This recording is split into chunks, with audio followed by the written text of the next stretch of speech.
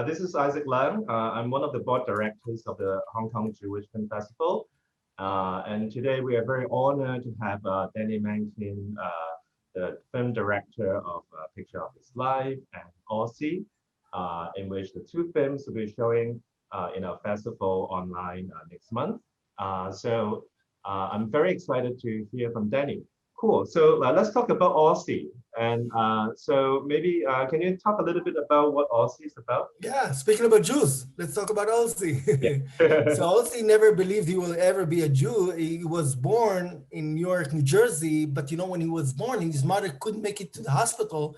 So the only place that he could give birth was a Jewish hospital named Beit Israel. A little that Aulcie knew that, you know, about 20 years later, more than 20 years later, actually, he will be the last guy to be cut from the Knicks, and he will not be able to fulfill his dream, and he'll find himself in Israel, changing the country, changing himself forever, and becoming,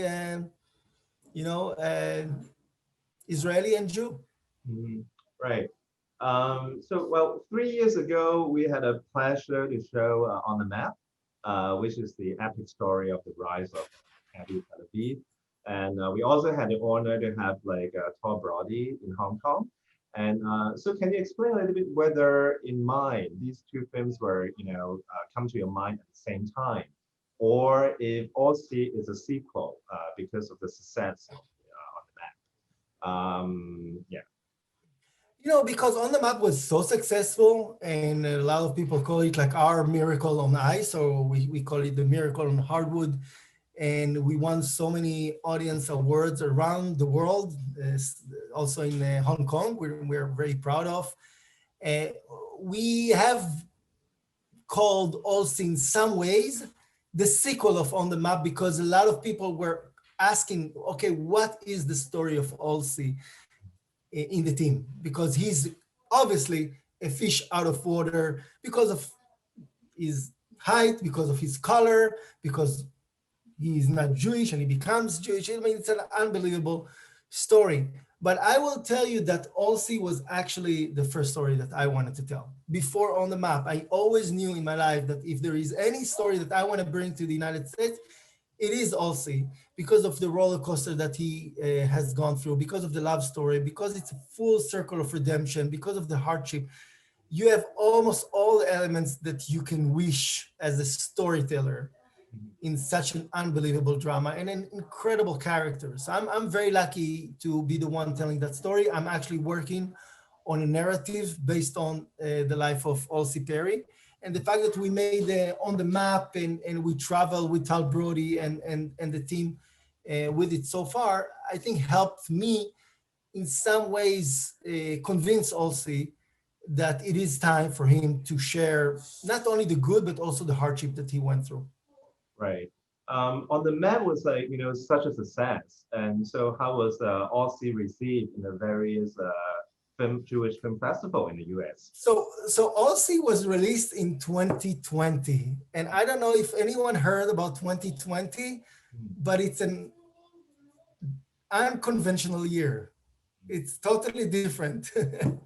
But we started to release the film just before the pandemic. We had an unbelievable opening, sold out twice in New York City at Lincoln Center with Aulcie, and we won awards. And then some virus came to the world, and all the theaters shut down. And just now we are resuming, as we do with Hong Kong, screenings in festivals online.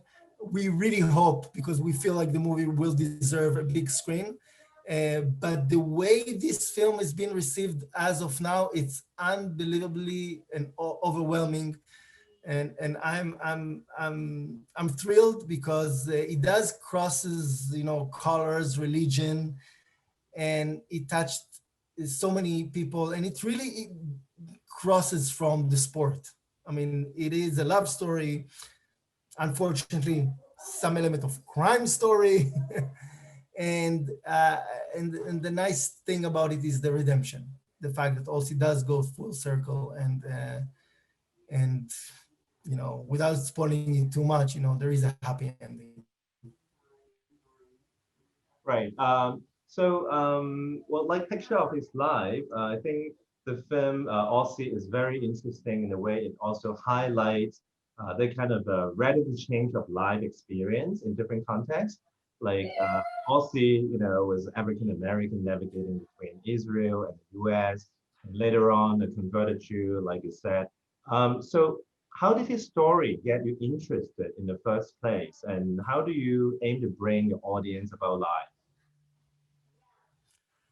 Look, I was chasing for 20 years after Aulcie. He's my childhood hero. Mhm. For us, and we have the reporter from Sport Illustrator, Alex Wolf, who wrote a chapter on his book about Aulcie, said that Aulcie is like Michael Jordan, Kareem Abdul-Jabbar roll into one. And the fact that uh, he transcends from the sports section to the lifestyle section with this unbelievable love story with Tammy Ben-Ami. I always knew that there is so much more to his character.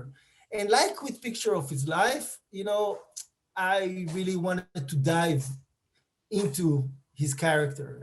I really wanted to go deeper into really what happened to him and why did he disappear from a game that everybody is in Israel watching live, and until today, um, almost more than 30 years ago, 40 years, 30 years later, sorry, more than 30 years later, people still were not sure what really happened at that game. And finally, Olsi does give the answer in the movie. Yeah. You talk about like, it's very complex story. It could be a love story, it could be many, many things. And you portray all these stories in a flashbacks manner in order to crisscross, his past and present life. So how did you come up with that strategy? And how did you gather all these stories, which is, from diverse sources, from many characters, but they're all from entirely different time and places. Yeah, so at some point when I visit Olsi in the hospital, he just come up and tell me that he has a daughter that he hasn't seen for 20 years. And that's when Olsi felt like, what, I feel now my life story needs to be told. Not only to his fans and to his audience, that he felt like he wants to speak out, and maybe for some of the elements that happened in his life, he was embarrassed for, but he also wanted his daughter to learn about what happened to him directly from him and not from Wikipedia or from Google. So that's when we decided that we were kind of tell the story of him looking for his daughter, trying to reach out to her while we're telling the story that happened in his glory days. And that's how we crossed back and forth in this film. Yeah, I really like the idea that you put a lot of footages of the past, and then it's crisscrossed with the present time of Aussie's experience. My last question is like, do you have any specific things you want to talk to Hong Kong audiences? The reason I ask that is like, in the way your films really touch on the notion of displacement, which I think like that really echoes to the history of Hong Kong, which is a migration city. Our life is always mediated by different forms of politics and culture, which is also in a way the notion of displacement. I was just wondering if you have any thoughts about how your films may potentially evoke a particular sensitivity for Hong Kong audiences. Yeah, I'm always humble, amazed, and happy, and very much content when I found out that my films are being seen in so many places in the world, and they're touching people's life and people's heart. So I'm thrilled. I can't wait to come in person. I'm in Los Angeles now, and I can't wait to come in person and visit you guys in Hong Kong. And to all of you guys who want to see some of my films, you are welcome to reach out to us at heyjudeproductions.com. This is our website. It's like the Beatles song, Hey Jude, productions.com, and it comes from the line of the Beatles, take a sad song and make it better. I always like to find stories that have all those elements of the bitter and the sweet together. So I'm very much honored.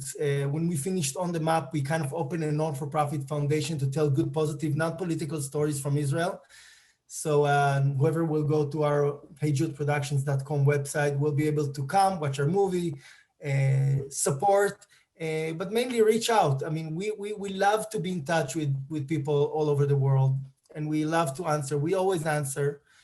And I would love to do something down the road with you guys as well. And I'm thrilled. I'm really thankful for the opportunity. I mean, I'm not taking this for granted. And I would love to do more with you guys and to show more of my films with you guys as well.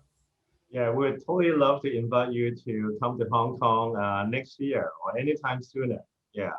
So Absolutely. thank you very much for doing the interview and telling us about all these amazing stories of your films. We'll keep in touch and tell you how your film will be received in Hong Kong. Thanks a lot. Absolutely. Thank you so much. It was a pleasure.